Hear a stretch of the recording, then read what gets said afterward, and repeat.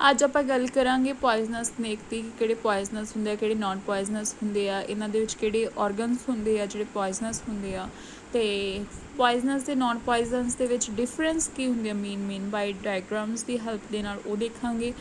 ਅਤੇ most important ਕਿ ਜੇ ਆਪਾਂ ਨੂੰ ਇਹ ਬਾਈਟ ਕਰ ਜਾਣ ਤਾਂ ਇਹਨਾਂ ਤੋਂ ਬਚਿਆ ਕਿਵੇਂ ਜਾ ਸਕਦਾ। ਮਤਲਬ ਇਹ ਤਾਂ ਸਹੀ ਹੈ ਕਿ ਡਾਕਟਰਸ ਕੋਲ ਓਬਵੀਅਸਲੀ ਜਾਣਾ ਪੈਣਾ, ਬਟ ਫਸਟ ਏਡ ਉਹਨਾਂ ਨੂੰ ਕੀ ਦੇਣੀ ਚਾਹੀਦੀ ਆ, ਇਹ ਸਾਰਾ ਕੁਛ ਅੱਜ ਆਪਾਂ ਦੇਖਾਂਗੇ। ਅਤੇ ਸਟਾਰਟ ਕਰਦੇ ਆਪਾਂ ਇਹਨੂੰ ਪੋਇਜ਼ਨਸ ਸਨੇਕਸ ਦੇ ਨਾਲ। ਸਨੇਕਸ ਕੀ ਹੁੰਦੇ ਆ, ਕਹਿੰਦੇ ਰੈਪੀਟਾਈਲਸ ਹੁੰਦੇ ਨੇ, ਬਟ ਇਹ ਥੋੜ੍ਹੇ ਲਾਰਜ ਹੁੰਦੇ ਆ ਸਾਈਜ਼ ਦੇ ਵਿੱਚ, ਅਤੇ ਇਹਨਾਂ ਦੇ ਉੱਤੇ ਸਕੇਲਸ ਪ੍ਰੈਜ਼ੈਂਟ ਹੁੰਦੀਆਂ ਨੇ, ਲਿਮਲੈਸ ਹੁੰਦੇ ਆ ਕਿਉਂਕਿ ਓਬਵੀਅਸਲੀ ਇਹਨਾਂ ਨੂੰ ਜ਼ਰੂਰਤ ਨਹੀਂ ਹੁੰਦੀ ਲਿਮਸ ਦੀ, ਤਾਂ ਕਰਕੇ ਲਿਮਸ ਗਾਇਬ ਹੋ ਜਾਂਦੀਆਂ ਨੇ, ਹੌਲੀ ਹੌਲੀ ਆਉਣ ਵਾਲੀਆਂ ਜਨਰੇਸ਼ਨਸ ਦੇ ਵਿੱਚ ਗਾਇਬ ਹੋਈਆਂ ਹੋਈਆਂ ਇਹਨਾਂ ਦੇ ਵਿੱਚ। ਅਤੇ ਇਹ ਮੋਸਟਲੀ ਫੀਡ ਕਰਦੇ ਨੇ ਇਨਸੈਕਟਸ 'ਤੇ ਜਾਂ ਸਮੋਲ ਐਨੀਮਲਸ ਦੇ ਉੱਤੇ ਐਜ਼ ਵੈਲ ਐਜ਼ ਬਰਡਸ ਦੇ ਉੱਤੇ। ਵੱਡੇ ਔਰਗੈਨਿਜ਼ਮਸ ਦੇ ਉੱਤੇ ਸਿਰਫ ਇਹ ਆਪਦੇ ਆਪ ਨੂੰ ਪ੍ਰੋਟੈਕਟ ਕਰਨ ਲਈ ਹੀ ਹਮਲਾ ਕਰਦੇ, ਜੇ ਇਹਨਾਂ ਨੂੰ ਲੱਗਦਾ ਕਿ ਇਹਨਾਂ ਦੀ ਜਾਨ ਨੂੰ ਹਮਲਾ ਖਤਰਾ ਤਾਂ ਹੀ ਉਹਨਾਂ 'ਤੇ ਹਮਲਾ ਕਰਨਗੀਆਂ। ਤਾਂ ਫਸਟ ਇਹਨਾਂ ਦੀ ਟਾਈਪ ਹੈਗੀ ਆ ਪੋਇਜ਼ਨਸ, ਜਿਹੜੇ ਬਾਈਟ ਕਰਨ ਅਤੇ ਮੌਤ ਹੋ ਜਾਵੇ ਉਹਨੂੰ ਕਹਿੰਦੇ ਆ ਪੋਇਜ਼ਨਸ। ਨਾਨ ਪੋਇਜ਼ਨਸ ਕਿਹੜੇ ਹੁੰਦੇ ਆ, ਜਿਹੜੇ ਚੰਗੀ ਤਰ੍ਹਾਂ ਬਾਈਟ ਕਰ ਲੈਣ ਪਰ ਫਿਰ ਵੀ ਮੌਤ ਨਾ ਹੋਵੇ, ਉਹਨੂੰ ਕਹਿੰਦੇ ਆ ਨਾਨ ਪੋਇਜ਼ਨਸ ਸਨੇਕਸ। ਅਪਰੋਕਸੀਮੇਟਲੀ 2500 ਤੋਂ 3000 ਤੱਕ ਸਪੀਸ਼ੀਜ਼ ਨੇ ਸਨੇਕਸ ਦੀਆਂ, ਬਟ ਉਹਨਾਂ ਦੇ ਵਿੱਚੋਂ ਸਿਰਫ 3000 ਹੀ ਡੇਂਜਰਸ ਨੇ, others are non dangerous. they are also known as that other species also known as farmer friends, grass snakes and many more, but the dangerous snakes, the most dangerous snakes is naja, ਜਿਹਨੂੰ cobra ਵੀ ਕਹਿੰਦੇ ਆ, and king of snakes ਵੀ ਕਿਹਾ ਜਾਂਦਾ ਵਾਈਪਰਾ ਦੇ ਵਿੱਚ ਉਹਨਾਂ ਦੇ head ਦੇ ਉੱਤੇ ਬੀ ਸ਼ੇਪ ਬਣਦੀ ਆ। ਅਤੇ ਹੁਣ ਗੱਲ ਕਰਦੇ ਹਾਂ ਕਿ ਜਿਹੜੇ ਪੋਇਜ਼ਨਸ ਸਨੇਕਸ ਹੁੰਦੇ ਨੇ ਉਹਨਾਂ ਦੇ ਅਪਰੇਚਰਸ ਕਿਹੜੇ ਕਿਹੜੇ ਹੁੰਦੇ, ਕਿਵੇਂ ਪਤਾ ਲੱਗਦਾ ਕਿ ਪੋਇਜ਼ਨਸ ਸਨੇਕਸ ਨੇ। ਤਾਂ ਸਾਰਿਆਂ ਨਾਲੋਂ ਪਹਿਲਾਂ ਆ ਸਟਰਕਚਰ ਆਉਂਦੀ ਆ ਇਹਨਾਂ ਦੀ। ਸਭ ਤੋਂ ਪਹਿਲਾਂ ਆਪਾਂ ਆਈਜ਼ ਦੇ ਉੱਤੇ ਫੋਕਸ ਕਰਦੇ ਹਾਂ ਕਿ ਜਿਹੜੇ ਪੋਇਜ਼ਨਸ ਸਨੇਕਸ ਸੀ ਉਹਨਾਂ ਦੀਆਂ ਆਈਜ਼ ਇੱਦਾਂ ਦੀਆਂ ਨੇ, ਓਕੇ।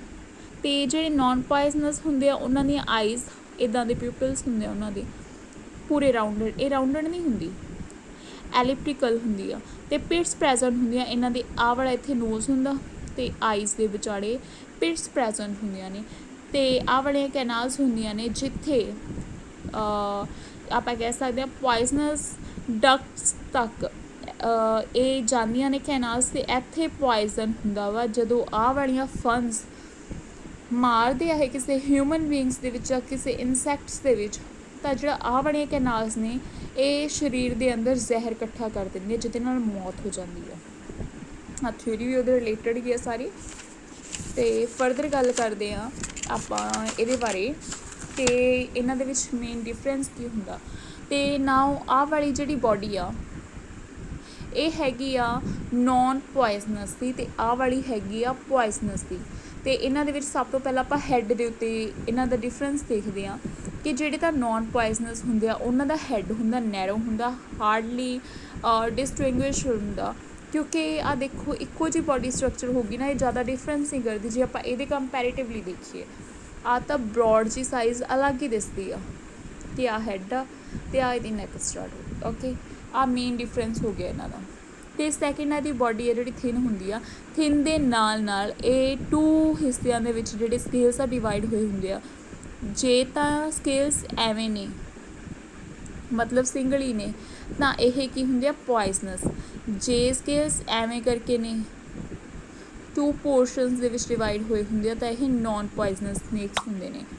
ਨਾਓ ਟੇਲ ਤੋਂ ਗੱਲ ਕੀਤੀ ਜਾਵੇ, ਜਿਹੜੇ ਨੋਨ ਪੋਇਜ਼ਨਸ ਹੁੰਦੇ ਆ ਉਹਨਾਂ ਦੇ ਟੇਲ ਦਾ ਜਿਹੜਾ ਐਂਡ ਆ ਉਹ ਇੱਕ ਪੁਆਇੰਟਡ ਹੁੰਦਾ, ਥਿਨ ਪੁਆਇੰਟਡ ਹੁੰਦੀ ਆ, ਅਤੇ ਜਿਹੜੇ ਇਹ ਹੁੰਦੇ ਨੇ ਬਰੋਡ ਜੀ ਐਂਡਿੰਗ ਹੁੰਦੀ ਹੈ ਇਹਨਾਂ ਦੀ tail the, just we like this.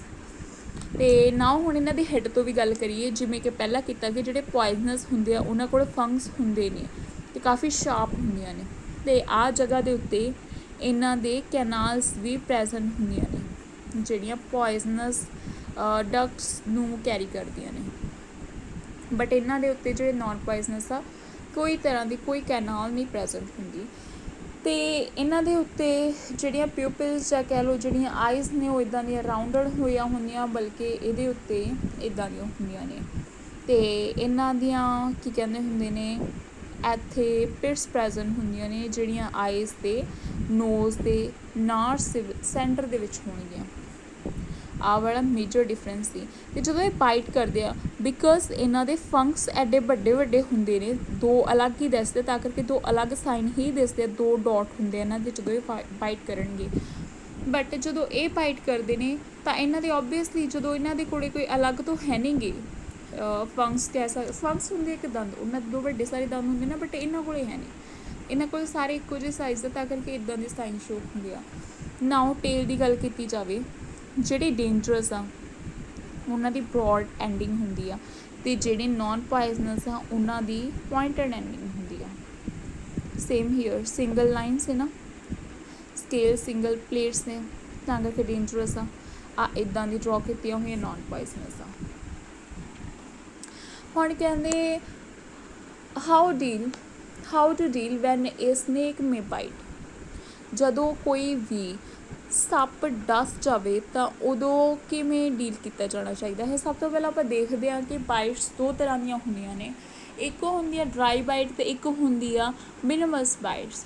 Dry bite ਕੀ ਹੁੰਦੀ ਹੈ, ਜਦੋਂ ਕਿ ਸੱਪ ਆਪਣਾ ਵਿਨਸ ਨਾ ਛੱਡੇ ਸਰੀਰ ਦੇ ਅੰਦਰ ਅਤੇ ਨੋਨ ਪੋਇਜ਼ਨਸ ਹੁੰਦਾ, ਅਤੇ ਜਿਹੜਾ ਵਿਨਮਸ ਹੁੰਦਾ ਇਹਦੇ ਵਿੱਚ ਜਦੋਂ ਸੱਪ ਆਪਦਾ ਜ਼ਹਿਰ ਛੱਡ ਜਾਵੇ ਉਹ ਹੁੰਦਾ। ਅਤੇ ਇਹਦੇ ਹੁਣ ਸਿੰਪਟਮਸ ਦੇਖਦੇ ਆ, ਇਹ ਵੀ ਡਿਪੈਂਡ ਕਰਦੇ ਆ ਕਿ ਕਿੱਦਾਂ ਦੇ ਸੱਪ ਨੇ ਦੱਸਦੇ ਆ, ਅਤੇ ਸਿੰਪਟਮ ਉੱਦਾਂ ਦੇ ਹੀ ਹੁੰਦੇ ਆ। ਹੁਣ ਆਪਾਂ ਗੱਲ ਕਰਦੇ ਹਾਂ ਜੇ ਥੋੜ੍ਹੇ ਡੇਂਜਰਸ ਯਾਨੀ ਪੋਇਜ਼ਨਸ ਨੇ ਡਸ ਕੀਤਾ ਹੋਵੇ ਤਾਂ ਆਹ ਵਾਲੇ ਆਪਾਂ ਨੂੰ ਦੇਖਣ ਨੂੰ ਮਿਲਦੇ ਆ ਇਹਨਾਂ ਦੇ ਵਿੱਚ।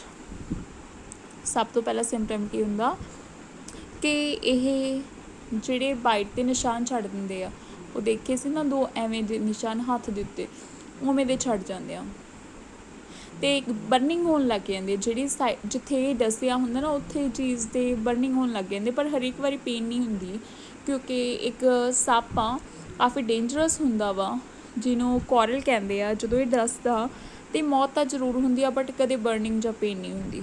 ਅਤੇ ਰੈਡਨੈਸ ਸਟਾਰਟ ਹੋ ਜਾਂਦੀ ਹੈ, ਸਵੈਲ ਹੋ ਜਾਂਦਾ ਏਰੀਆ, ਅਤੇ ਟਿਸ਼ੂ ਡੈਮੇਜ ਹੋ ਜਾਂਦੇ ਆ ਉੱਥੋਂ ਦੀਆਂ, ਫਰਦਰ ਬਲੀਡਿੰਗ ਹੋਣੀ ਸਟਾਰਟ ਹੋ ਜਾਂਦੀ ਆ। ਓਬਵੀਅਸਲੀ ਜਦੋਂ ਬਹੁਤ ਜ਼ਿਆਦਾ ਬਲੀਡਿੰਗ ਹੋਈ ਜਾਊ ਤਾਂ ਅਬ ਨੋਰਮਲੀ ਬਲੱਡ ਦੀ ਕਲੌਟਿੰਗ ਤਾਂ ਨੋਰਮਲ ਜੀ ਗੱਲ ਆ। ਲੋ ਬਲੱਡ ਪ੍ਰੈਸ਼ਰ ਹੋ ਜਾਂਦਾ, ਤਾਂ ਹੀ ਦੇਖਿਆ ਉਹ ਜਦੋਂ ਕੋਈ ਵੀ ਸੱਪ ਡਸਦਾ ਤਾਂ ਕਾਫੀ ਸਾਰਾ ਸੋਲਟ ਖਵਾਇਆ ਜਾਂਦਾ ਤਾਂ ਕਿ BP ਇਨਕਰੀਜ਼ ਹੋ ਜਾਵੇ, ਕਿਉਂਕਿ ਕਾਫੀ ਜ਼ਿਆਦਾ ਲੋ ਹੋ ਜਾਂਦਾ BP।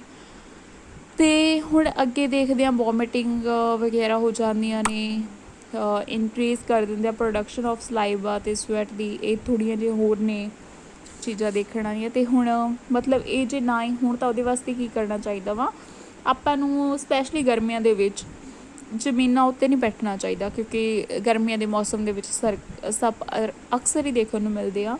ਅਤੇ ਜਦੋਂ ਵੀ ਜੰਗਲ ਦੇ ਵਿੱਚੋਂ ਲੰਘਣਾ ਚਾਹੀਦਾ ਤਾਂ ਹਾਈ ਹੀਲ ਵਾਲੇ ਬੂਟ ਜਾਂ ਸੈਂਡਲ ਜੁੱਤੀ ਇੱਦਾਂ ਦਾ ਕੁਛ ਪਾ ਕੇ ਜਾਣਾ ਚਾਹੀਦਾ। ਪਹਿਲੀ ਗੱਲ ਤਾਂ ਜਾਣਾ ਹੀ ਨਹੀਂ ਚਾਹੀਦਾ, ਪਰਹੇਜ਼ ਕਰਨਾ ਚਾਹੀਦਾ। ਅਤੇ ਕਵਰ ਕਰਕੇ ਰੱਖਣੀ ਆ ਬੋਡੀ। ਜਦੋਂ ਵੀ ਸਨੇਕੀ ਏਰੀਆਜ਼ ਦੇ ਵਿੱਚ ਜਦੋਂ ਪਤਾ ਲੱਗ ਜਾਂਦਾ ਨਾ ਵੀ ਇੱਥੇ ਥੋੜ੍ਹਾ ਜਿਹਾ ਖਤਰਾ ਵਾ, ਜਾਂ ਬਾਜ਼ ਵੀ ਹੁੰਦੇ ਇਹਨਾਂ ਦੀ ਕਾਫੀ, ਜਿਵੇਂ ਹਵਾ ਤੇਜ਼ ਚੱਲਦੀ ਹੁੰਦੀ ਆ, ਤਾਂ ਉਸ ਟਾਈਮ ਦੇ ਉੱਤੇ ਆਪਣੀ ਬੋਡੀ ਨੂੰ ਕਵਰ ਕਰਕੇ ਰੱਖਣਾ ਚਾਹੀਦਾ ਵਾ।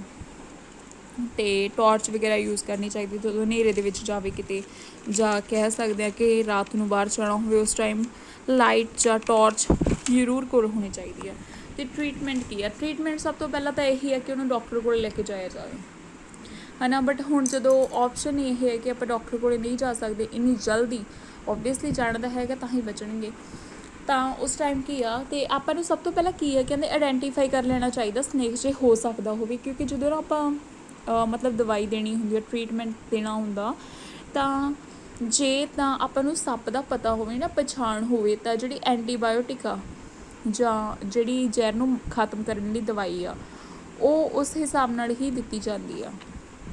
But otherwise there are also too much treatments are still there. ਅਤੇ ਫਸਟਲੀ ਕੀ ਆ ਕਿ ਕੋਈ ਵੀ ਜਵੈਲਰੀ ਪਾਈ ਆ, ਵਾਚਿਸ ਪਾਈ ਆ, ਰਿੰਗਸ ਪਾਈਆਂ ਨੇ, ਉਹ ਸਾਰਾ ਕੁਛ ਨਾ ਰਿਮੂਵ ਕਰ ਦੇਣਾ ਚਾਹੀਦਾ, ਕਿਉਂਕਿ ਜਦੋਂ ਸੱਪ ਡਸ ਕਰਦਾ ਵਾ ਤਾਂ ਕਾਫੀ ਸਾਰੀ ਸਵੈਲਿੰਗ ਹੋਣੀ ਸਟਾਰਟ ਹੋ ਜਾਂਦੀ ਹੈ, ਅਤੇ ਉਸ ਸਵੈਲਿੰਗ ਨਾਲ ਉਹ ਜਗ੍ਹਾ 'ਤੇ ਇੰਜਰੀ ਵੀ ਹੋ ਸਕਦੀ ਆ। ਅਤੇ ਸੈਕਿੰਡ ਦਾ ਕੀ ਆ ਕਿ ਜਦੋਂ ਵੀ ਸੱਪ ਡਸਦਾ ਤਾਂ ਬਲੱਡ ਨੂੰ ਮਤਲਬ ਬੈਂਡੇਜ ਵਗੈਰਾ ਬੰਨ੍ਹਣੇ ਚਾਹੀਦੇ, ਕੱਪੜਾ ਟਾਈਟ ਕਰਕੇ ਬੰਨ੍ਹ ਦੇਣਾ ਚਾਹੀਦਾ ਵਾ, ਤਾਂ ਕਿ ਜਿਹੜਾ ਜ਼ਹਿਰ ਆ ਉਹ ਦਿਲ ਤੋਂ ਨੀਚੇ ਨੀਚੇ ਰਹੇ ਅਤੇ ਜ਼ਿਆਦਾ ਤੁਰਨਾ ਫਿਰਨਾ ਨਹੀਂ ਚਾਹੀਦਾ। ਸਟਰੇਟ ਜਿਹੜੇ ਵੀ ਔਰਗਨ ਦੇ ਨੇੜੇ ਉਹਨੂੰ ਸਟਰੇਟ ਰੱਖਣਾ ਚਾਹੀਦਾ, ਬੋਡੀ ਨੂੰ ਇੱਕਦਮ ਰਿਲੈਕਸ ਛੱਡ ਦੇਣਾ ਚਾਹੀਦਾ, ਕਿਉਂਕਿ ਜੋ ਜ਼ਿਆਦਾ ਤੁਰਦੇ ਫਿਰਦੇ ਆ ਤਾਂ ਜਿਹੜੀ ਬਲੱਡ ਦੀ ਸਪਲਾਈ ਉਹ ਜ਼ਿਆਦਾ ਹੁੰਦੀ ਹੈ, ਜਿਹਦੇ ਨਾਲ ਹਾਰਟ ਦੇ ਤੱਕ ਜਿਹੜਾ ਜ਼ਹਿਰ ਆ ਜਲਦੀ ਪਹੁੰਚੂ ਅਤੇ ਉਹ ਪੂਰੀ ਸਰੀਰ ਤੱਕ ਪਹੁੰਚੂਗਾ। ਅਤੇ ਫਰਦਰ ਆਪਾਂ ਦੇਖਦੇ ਹਾਂ ਕਿ ਜਿਹੜੀ ਹਵਾ ਕ੍ਰੋਸ ਚੰਗੀ ਤਰ੍ਹਾਂ ਹੋਣੀ ਚਾਹੀਦੀ ਆ ਤਾਂ ਕਿ ਉਹਨਾਂ ਨੂੰ ਕੋਈ ਪ੍ਰੋਬਲਮ ਨਾ ਹੋਵੇ, ਇੱਦਾਂ ਹੀ ਨਹੀਂ ਨਾ ਵੀ ਕਿਤੇ ਸਾਹ ਘੁੱਟ ਕੇ ਨਾ ਮਰ ਜੇ, ਇਹ ਪ੍ਰੋਬਲਮ ਨਾ ਹੋ ਜਾਵੇ। ਅਤੇ ਇਮੀਡੀਏਟਲੀ ਇਹਦਾ ਇਲਾਜ ਹੋਣਾ ਚਾਹੀਦਾ, ਟਰੀਟਮੈਂਟ ਹੋਣਾ ਚਾਹੀਦਾ, ਅਤੇ ਜਿਹਨੂੰ ਪ੍ਰੋਪਰ ਨੌਲੇਜ ਹੈ ਸਿਰਫ ਉਹਦੇ ਕੋਲੋਂ ਹੋਣਾ ਚਾਹੀਦਾ, ਕਿਉਂਕਿ ਜ਼ਿਆਦਾਤਰ ਸੱਪਾਂ ਦੇ ਡਸਣ ਨਾਲ ਘੱਟ ਟੈਨਸ਼ਨ ਅਤੇ ਲੈਕ ਆਫ ਨੌਲੇਜ ਨਾਲ ਡੈਥ ਜ਼ਿਆਦਾ ਹੋ ਜਾਂਦੀ ਹੈ। So this is all about this poisonous snakes.